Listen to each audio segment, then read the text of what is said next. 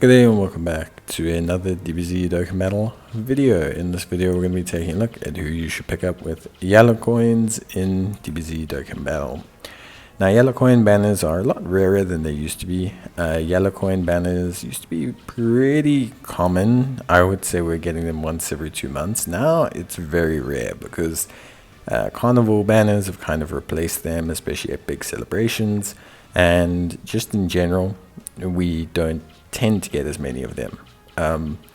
For yellow coin units in general, and because we have this back from Paikuhan's banner, you need to understand that yellow coin units are also fairly common because you can pick them up on a lot of other banners. So like carnival banners, for example, have a whole array of yellow coin units on them at any given time, and B, a lot of these units are on ticket banners, etc, etc. So realistically, as much as I do value yellow coin units, and I like them, and I think it's good that Paikuhan is the first unit that got elevated to a 200% lead, and I think they definitely needed to do that. For now, I would say there's only a couple yellow coin units that I think you should really consider getting, like really consider getting, like our top priority. Gohan and Piccolo are the latest addition, but I can't really suggest getting them. The reason is Planet Namek Saga, the team that they are absolutely 100% designed for, just isn't a team that functions at the level where it's just not got the synergy. It's not got enough support. It's not got enough of everything. It needs a bit more magic to it to really work. The one you should get and consider is Vegeta. So Giant Ape Vegeta, without a doubt, is a premium unit. Like, not only is he a premium unit, but he's on a premium team. He's on Giant Ape Power.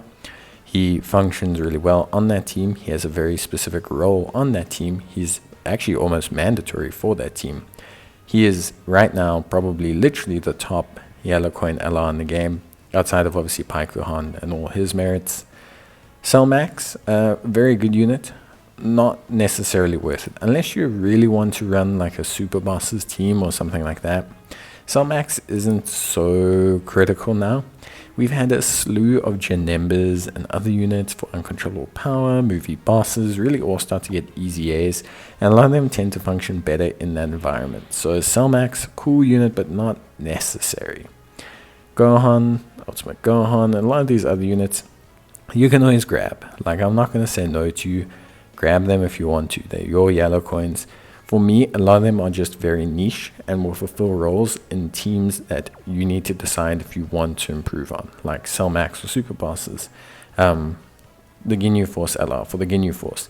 Obviously, the Ginyu Force needs a whole bunch of other work, so I would refrain from picking them up.